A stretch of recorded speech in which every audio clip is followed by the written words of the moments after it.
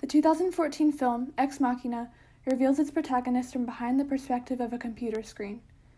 Biometric facial recognition technology softly outlines a face in blue, as if it is discerning joy, capturing expressions for its audience to learn that Caleb, a programmer for the company Bluebeard, has discovered that he is the winner of his boss's contest.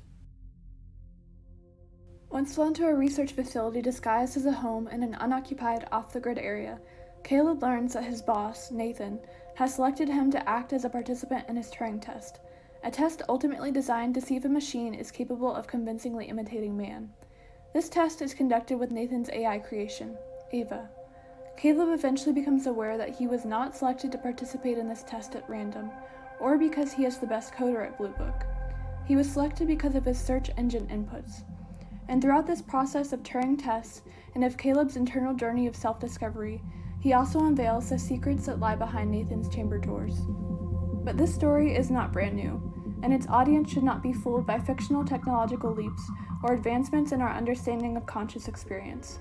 In fact, Ex Machina is a retelling of two distinguishable tales, one being from the foundation of human creation, and the other the story of a wife falling into the trap of her terrible husband. The story of Adam and Eve and Charles Perrault's Bluebeard have a few things in common. Both scorn a woman's curiosity, both involve a woman betraying man, and both have attempted to set a woman in her place. The retelling of significant stories comes with great power and responsibility. The ability to rebuild off a structure that contains lethal amounts of misogyny, of discrimination towards being different from oneself, can change how a person or even a society starts to deconstruct the origins of the hatred and ignorance they have been fed. In this video essay, I argue that the film Ex Machina redefines the biblical tale of Adam and Eve and Perrault's Bluebeard, and by doing so, gives a voice to both woman and machine.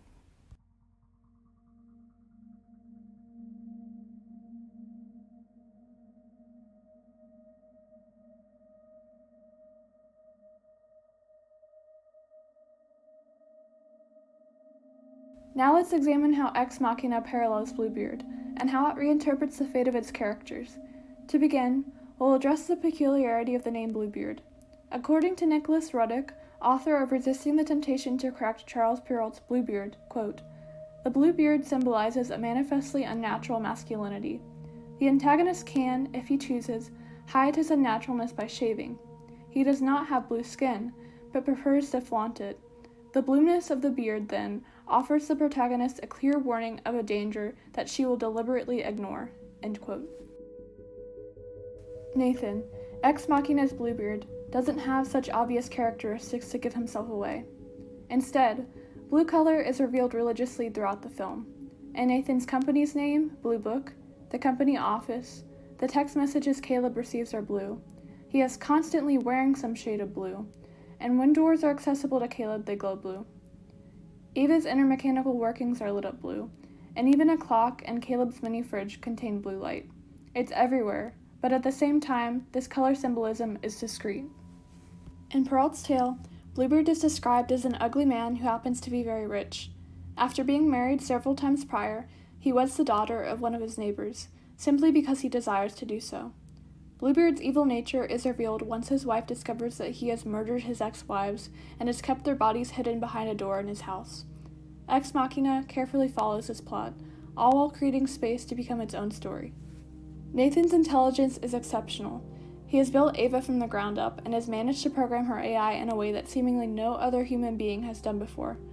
However, his skeletons in the closet happen to be every other female AI he has programmed and then destroyed if they don't act as he has intended for them to, or if they do not possess signs of potential consciousness. Bluebeard's wife in this adaptation is represented by the morally sound and gifted protagonist, Caleb, who uncovers Nathan's murders further into the film.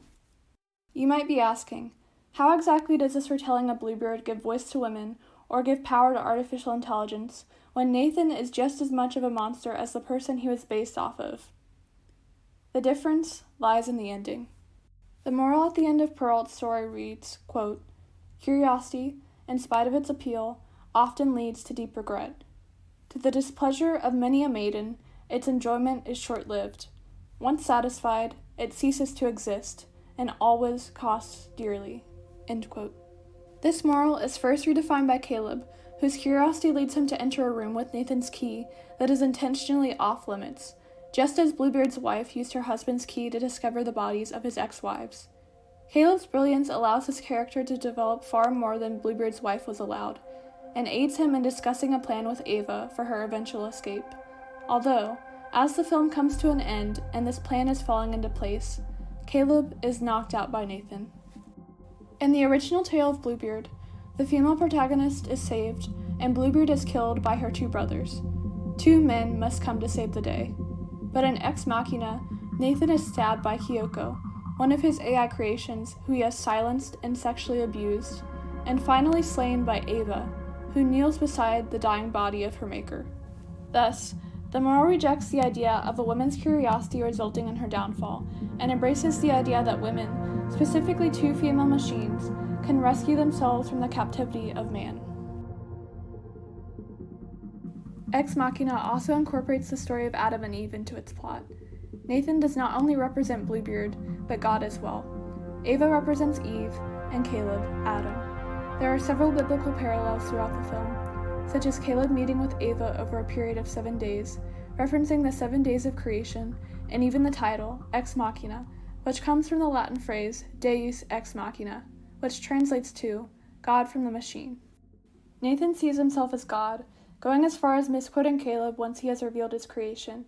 Caleb remarks, quote, "If you've created a conscious machine, it's not the history of man, that's the history of gods," end quote. Nathan later changes what Caleb has told him when he says, quote, "I wrote down that other line you came up with, the one about how if I've invented a machine with consciousness, I'm not a man, I'm God," end quote. The Turing test conducted by Caleb and originating from Alan Turing's paper titled Computing Machinery and Intelligence can be viewed as a biblical text that is overseen by Nathan. In Mark Halpern's The Trouble with the Turing Test, he states, quote, "When members of the AI community need some illustrious forebearer to lend dignity to their position, Turing's name is regularly invoked, and his paper referred to as a holy writ," end quote. In this fictional example, Nathan is a member of the AI community who refers to Turing's paper as a holy writ. This only adds to the numerous biblical devices that are used in Ex Machina. But, with its evidence in hand, it is important to ask, how does Ex Machina use biblical text, specifically the story of Adam and Eve, to give power and voice back to woman and machine? Human interpretations of the story of Adam and Eve have constantly condemned Eve for her action against God, against mankind. When she bit into the forbidden fruit, it is almost as if she would unknowingly curse women for thousands of years to come, all of us carrying the burden of her sin, for this fault inherently belongs to woman. Though Caleb is the person who deceives Nathan by plotting Ava's escape without him being fully aware, it is Ava who ultimately betrays her father, just as Eve does when she goes against the command of God to not eat the forbidden fruit in the Garden of Eden.